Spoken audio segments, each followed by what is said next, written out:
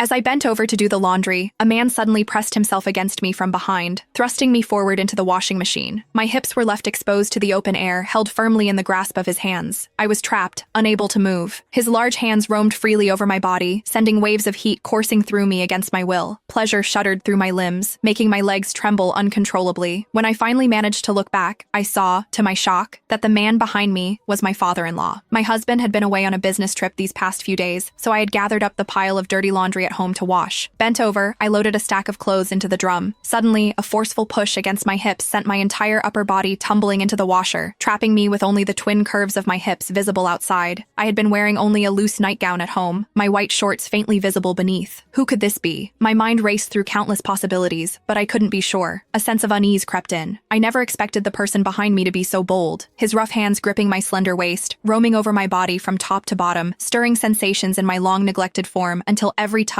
felt intensely sensitive. I struggled desperately, trying to shake off those large hands, but to my shock, the person behind pressed himself tightly against me. His lower body was pressed tightly against mine. "Let me out now." I braced my hands against the washer. My hips writhed helplessly, but I couldn't free myself. I could feel the hardening shape pressed against me through the fabric, rubbing persistently against that sensitive spot until my whole body tingled. A fire seemed to ignite low in my belly, and a damp warmth began to gather below. Sensing the danger, I pushed back with all my strength, trying to retreat from the machine. But instead, I ended up pressing right against him. That massive part of him had somehow freed itself from his pants and now pressed insistently against my panties, poised and ready. My backward movement seemed to catch him off guard, and he thrust forward instinctively.